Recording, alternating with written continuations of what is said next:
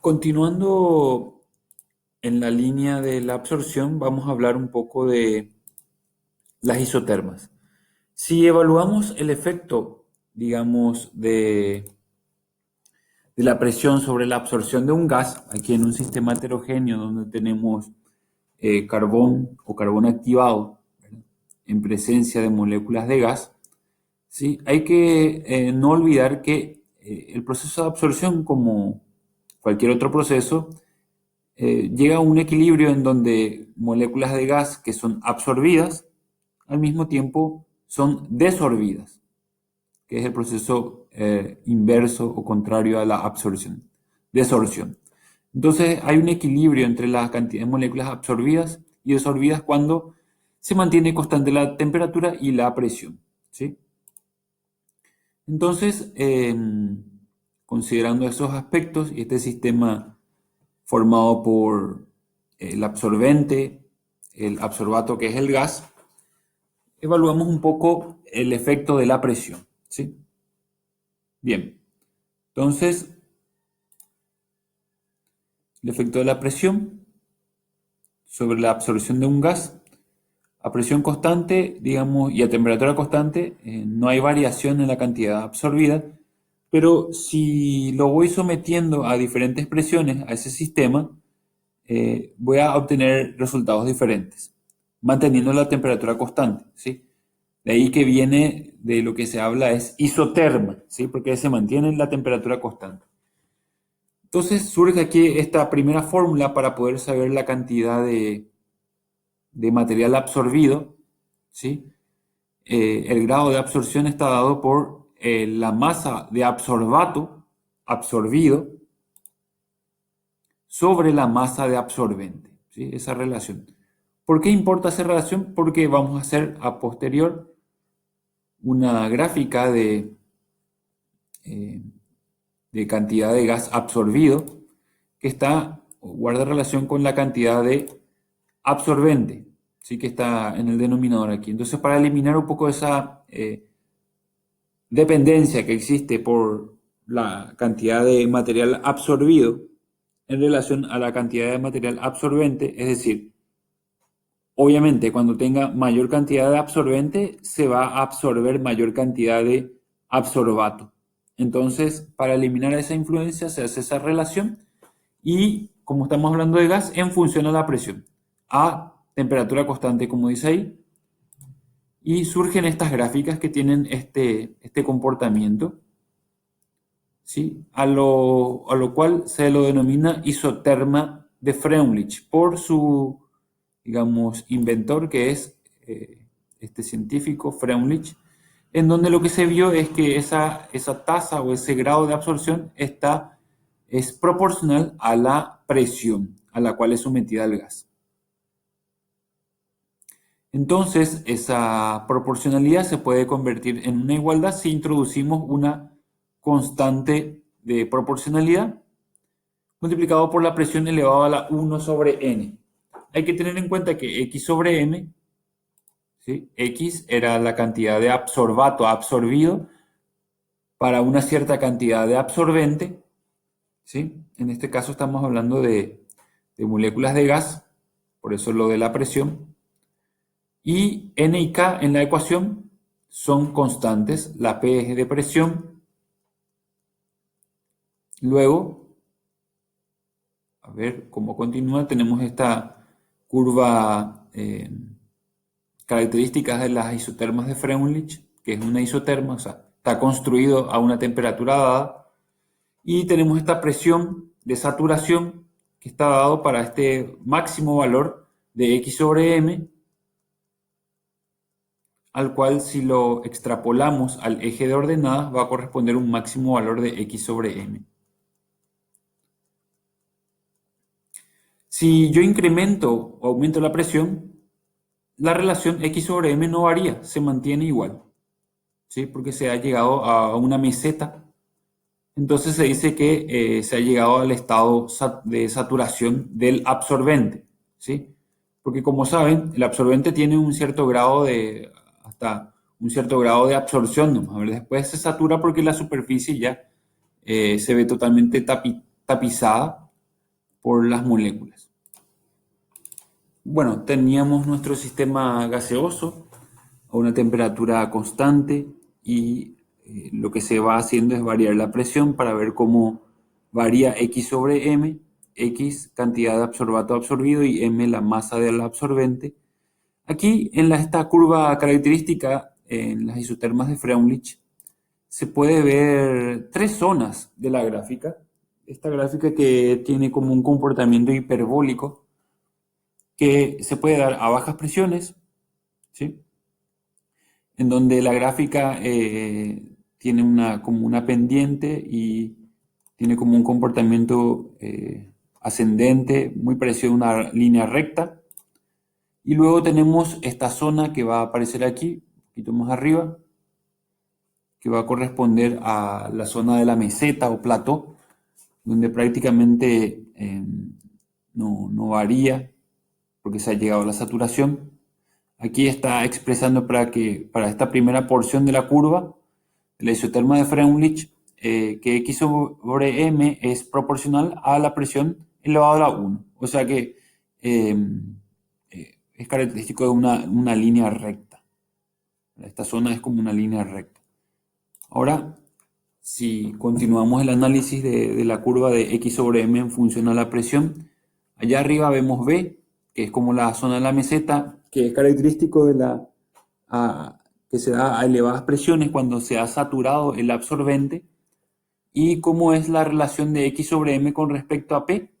Es que P es proporcional a P a la 0, o sea, P o cualquier número elevado a la 0 es 1. Eso es porque por más que yo aumente la presión, ya no va a variar X sobre M. Y la zona intermedia, de valores de presión intermedia, correspondería a una proporcionalidad de P que va a estar con un exponente entre 0 y 1. ¿Sí? Es ahí que justamente se hace el siguiente análisis. Entonces, X sobre M es proporcional a P elevado a la 1, elevado a la 1 sobre N, donde N siempre va a ser un valor positivo y entero. X sobre M es igual a una constante por P elevado, o sea, la presión elevado a la 1 sobre N, donde tanto K, que es la constante de proporcionalidad, que es esta constante para llevar una proporcionalidad a una igualdad, y N, ¿sí? Dependen de la naturaleza del absorbente y absorbato que están en juego en este sistema. Y lo que tenemos aquí, X sobre M, es igual a la constante de proporcionalidad que depende de la interacción absorbente-absorbato multiplicado por la presión elevado a la 1 sobre N. El valor de N puede tomar valores entre 0 y 1 y los valores probables son que van desde 0,1 a 0,5, ¿sí? Los valores que puede tomar N. Recordando un poco la referencia aquí, que es X, es la masa de gas absorbido, o sea, de absorbato. M, aquí en el denominador, es la masa de absorbente. P es la presión y K y N son constantes, las cuales dependen de la naturaleza del absorbente y del absorbato a una temperatura dada. Después continúa 1 sobre N, dice ahí los valores que puede tomar, que dijimos entre 0 y 1. Y los más probables son el rango entre 0,1 y 0,5. Entonces ahí surge que 1 sobre N es igual a 0, X sobre M, bueno, esa relación está analizando, digamos, los valores de 1 sobre N para las diferentes zonas de la curva.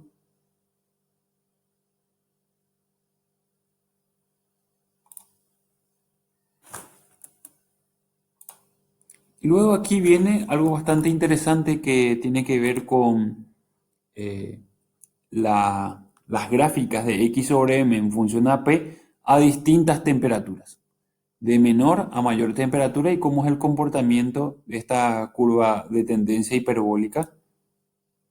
¿Sí? Cada una de las isotermas a diferentes temperaturas, en donde, digamos, a medida que aumenta la temperatura, decrece el grado de absorción, ¿sí? Que está determinado por X sobre M, por lo que se puede ver aquí por la altura en el eje de ordenadas. Y eso guarda mucha relación con que un gas, por ejemplo, adquiere mayor energía cinética al aumentar la temperatura y por ende tendrá menor, o sea, un número dado de moléculas de gas tendrá menor posibilidad o probabilidad de interactuar con la superficie del absorbente cuanto mayor es la temperatura, ¿sí? Entonces, eso se traduce en disminución de X sobre M. Bien, interesante este comportamiento, a lo que podemos llegar a la siguiente conclusión, en donde esta ecuación, que es la ecuación de Freundlich, así tal cual, X sobre M es igual a K multiplicado por P elevado a la 1 sobre N, describe ese comportamiento de curva, pero si lo logaritmizamos de base 10, por ejemplo, a ambos miembros, obtendríamos logaritmo de cada uno de los miembros que, si lo reordeno, ¿sí? Esto subliminalmente es una ecuación de la recta. Entonces, lo que era una curva, ahora lo transformo en una recta, en donde va a ser logaritmo de X sobre M en función al logaritmo de la presión. Voy a obtener una línea recta en donde, que es también es denominado isoterma de Freundlich, ¿sí? Es correcto, sea esta o la curva. La curva se transforma en recta logaritmizando ambos miembros y puedo distinguir lo siguiente, donde el logaritmo de K que era una constante que depende de la interacción absorbente-absorbato, y 1 sobre N también depende del absorbente y absorbato. Aquí lo paro un ratito. En donde logaritmo de K sería la ordenada en el origen, y ahí puedo despejar K. Y 1 sobre N sería digamos, la pendiente de esta recta, ¿sí? Y ahí puedo definir valores que son exclusivos para el sistema absorbente-absorbato, ¿sí?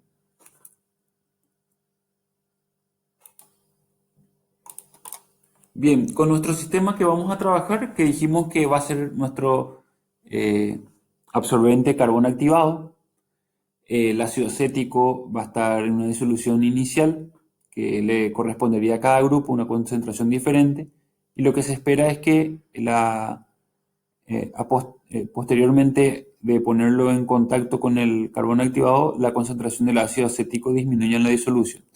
Hay que considerar que la absorción de soluto, o sea, la absorción de absorbatos presentes en una disolución en contacto con carbón activado, dependerá de estos 4 factores, que son los siguientes: la superficie o el área expuesta por parte del absorbente para la absorción, la temperatura a la cual se encuentra la disolución o la temperatura a la cual se lleva el proceso de absorción, la concentración inicial de absorbato en la disolución y obviamente la naturaleza del absorbente y absorbato.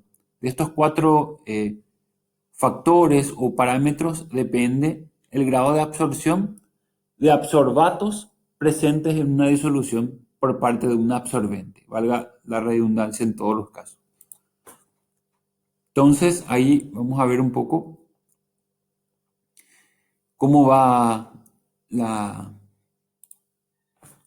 el proceso. Veamos, por ejemplo, la influencia de la temperatura en el proceso de absorción de un soluto. Si aumentamos la temperatura, ¿sí? El proceso de absorción, o sea, X sobre M, disminuiría, ¿sí? Si hablamos del área expuesta para la absorción por parte del absorbente, evidentemente al aumentar el área que expone el absorbente para la absorción, va a aumentar la relación X sobre M, ¿sí? Es mejor tener un material poroso antes que no poroso, o más finamente dividido para aumentar el área efectiva de absorción. En cuanto a la concentración, es muy lógico pensar que a elevadas concentraciones de soluto se va a producir una mayor absorción por parte del absorbente, ¿sí? Y a bajas concentraciones disminuye el grado de absorción. La naturaleza del absorbente y el absorbato, ¿sí? Eso depende mucho de los tipos de sistema en cuanto a cómo será la influencia. Aquí se puede ver, por ejemplo, la influencia de la naturaleza del absorbato bajo un mismo absorbente. El gas A, ¿sí?, se adhiere muy poco al absorbente. El absorbato B se adhiere un poco más y el absorbato C más, ¿verdad? Aquí vamos a una temperatura dada, por ejemplo, de 288 Kelvin. Se expone a tres diferentes gases bajo la misma cantidad de absorbente de carbono activado y son tres diferentes gases o sustancias, por ejemplo, el sulfuro, el sulfuro de dióxido de azufre y el metano y el hidrógeno, por ejemplo, se absorben en volumen o en cantidad en diferente grado para una misma cantidad de absorbente y de la misma naturaleza, ¿sí? Para ver un poco la influencia que tiene la naturaleza del absorbato sobre el mismo absorbente. Bien, y de esa manera podemos realizar una gráfica de cantidad de soluto absorbido, expresado también X sobre M, o sea, cantidad de absorbato absorbido por masa de absorbente. Se supone que para estandarizar y que todos los grupos trabajen de la misma manera, todos deberían trabajar con la misma cantidad de absorbente, ¿sí? Pero con diferentes cantidades de soluto, que sería nuestro absorbato. Entonces, ahí lo que va a variar es la concentración. Entonces, se hace una gráfica de cantidad de soluto absorbido en función a la concentración. Vamos a obtener una gráfica que es la clásica de la isoterma de Freundlich, de absorción de Freundlich, que es una curva, como habíamos visto para el caso de un gas absorbido sobre un absorbente, y que en vez de presión ahora tenemos concentración, porque estamos hablando de una disolución. Los términos son iguales, otra vez que K y N dependerían de la naturaleza del absorbente y absorbato y su grado de interacción.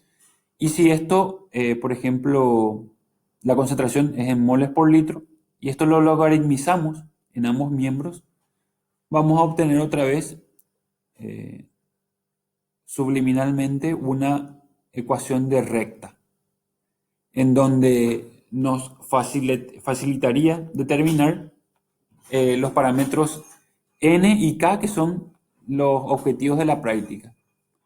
Así, por ejemplo, vamos a obtener logaritmo de x sobre m en función al logaritmo de la concentración, una línea recta en donde podemos definir o podemos determinar gráficamente n y k.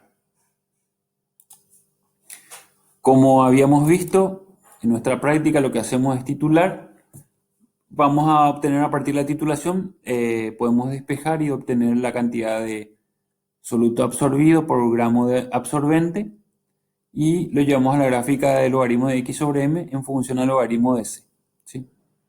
Bien, entonces de esta manera concluiría la práctica cuando, utilizando los datos de todos los grupos a los cuales le tocó una proporción diferente, una concentración diferente de ácido acético, del cual se tituló, se halló la nueva concentración en la disolución, que debería ser menor a la inicial porque ya se lo puso en contacto con el carbono activado. Se utilizan los datos de manera tal a obtener la masa por diferencia, la masa absorbida de ácido acético sobre el carbono activado.